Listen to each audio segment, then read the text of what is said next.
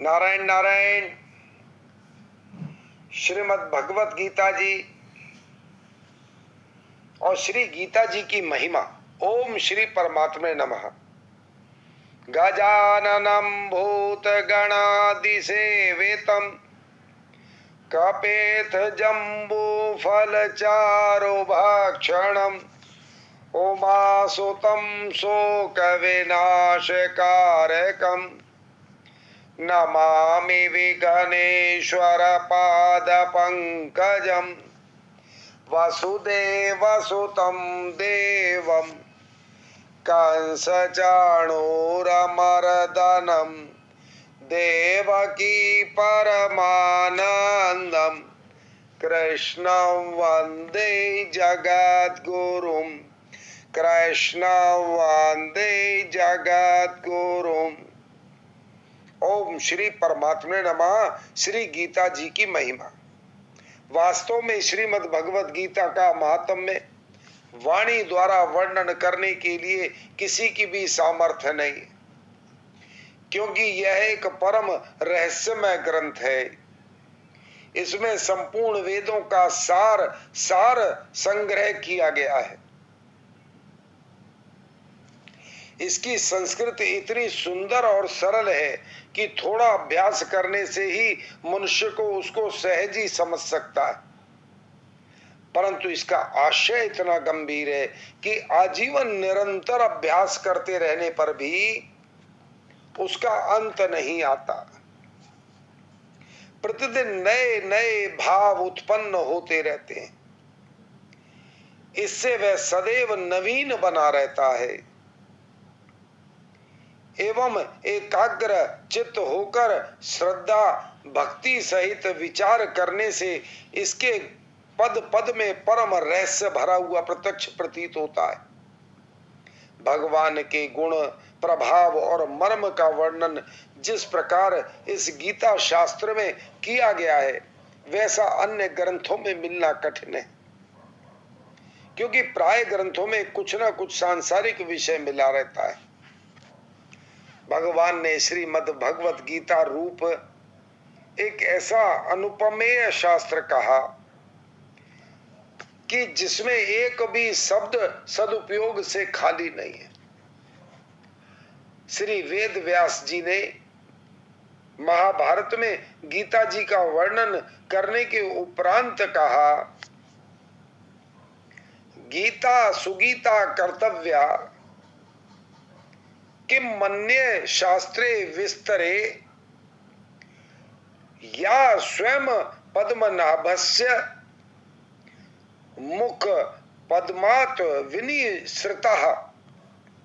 गीता सुगीता करने योग्य है, अर्थात श्री गीता जी की को भली भांति पढ़कर अर्थ और भाव सहित अंतकरण में धारण कर लेना ही मुख्य कर्तव्य है, जो कि स्वयं पद्मनाभ भगवान विष्णु के मुखारवंद से निकली हुई है। फिर अन्य शास्त्रों के विस्तार से क्या प्रयोजन है? स्वयं श्री भगवान ने इसके महात्म्य का वर्णन किया है। अध्याय 18 श्लोक संख्या 68 से 71 तक।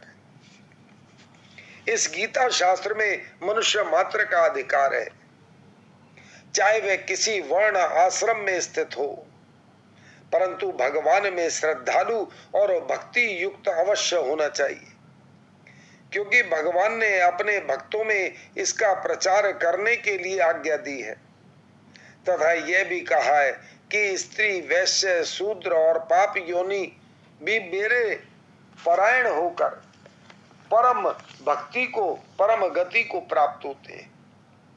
श्लोक संख्या 9 श्लोक संख्या 32 अध्याय 9।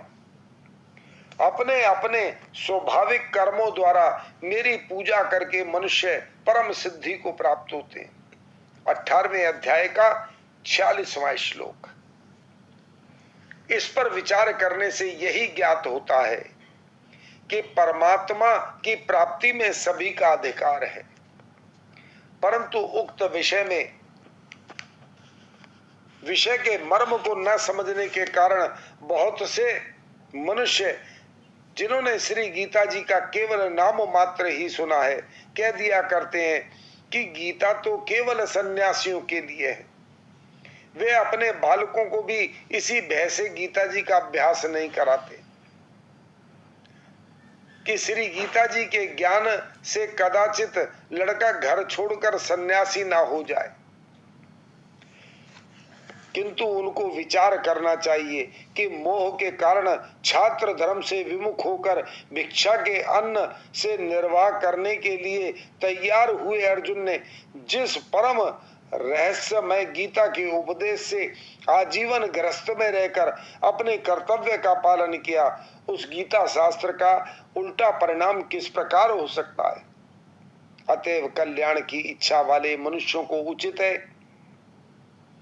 कि मोह का त्याग कर अतिशय श्रद्धा के और भक्ति पूर्वक अपने बालकों को अर्थ और भाव के सहित श्री गीता जी का अध्ययन कराएं एवं स्वयं भी इसका पठन और मनन करते हुए भगवान के आज्ञानुसार साधन में करने में तत्पर हो जाए, क्योंकि अति दुर्लभ मनुष्य शरीर को प्राप्त होकर अपने अमूल्य समय का एक क्षण भी दुख मूलक क्षण भंगुर भोगों के भोगने में नष्ट करना उचित नहीं है। श्री गीता जी का प्रधान विषय, श्री गीता जी में भगवान ने अपनी प्राप्ति के लिए मुख्य दो मार्ग बतलाए, एक सांख्य योग और दूसरा कर्म योग। उनमें नंबर 1, संपूर्ण पदार्थ मृग तृष्णा के जल की भांति अथवा स्वप्न की सृष्टि के सदृश माया में होने से माया के कार्य रूप संपूर्ण गुण ही गुणों में बरतते हैं। ऐसे समझकर मन, इंद्रियां और शरीर द्वारा होने वाले संपूर्ण कर्मों में कर्तापन के अभिमान से रहित होना। अध्याय 5 श्लोक संख्या 8-9। तथा सर्वव्यापी सच्चिदानंद घन परमात्मा के स्वरूप में एक ही भाव से नित्य स्थित हो रहते हुए एक सच्चिदानंद घन वासुदेव के सिवाय अन्य किसी के भी होनेपन का भाव न रहना। सिर्फ हम भगवान के हैं और वह भी भगवान श्री कृष्ण के। यह तो सांख्य योग का साधन था है तथा नंबर 2, सब कुछ भगवान का समझ कर सिद्धि असिद्धि में समत्व भाव रखते हुए आसक्ति और फल की इच्छा का त्याग कर भगवत आज्ञा अनुसार केवल भगवान के लिए ही सब कर्मों का आचरण करना। अध्याय 2 श्लोक संख्या 48, अध्याय 5 श्लोक संख्या 10।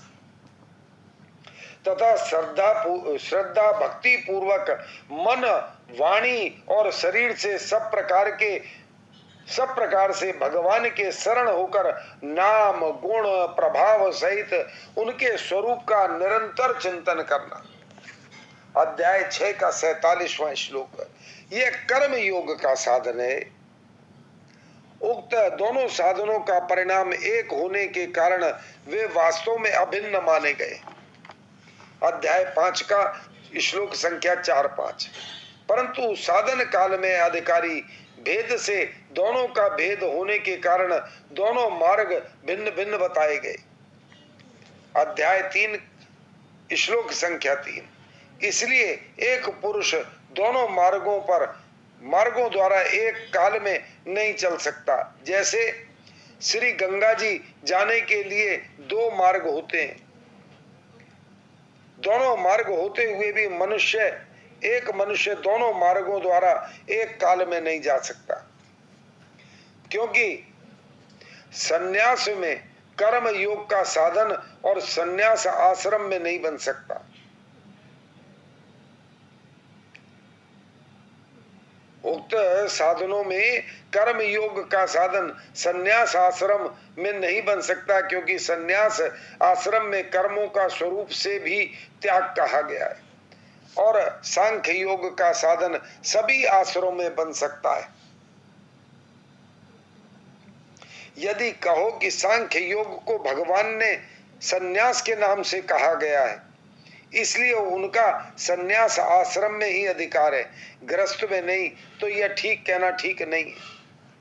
क्योंकि दूसरे अध्याय में श्लोक 11 से 30 तक जो सांख्य निष्ठा का उपदेश दिया गया, उसके अनुसार भी भगवान ने जगह जगह अर्जुन को युद्ध करने की योग्यता दिखाई।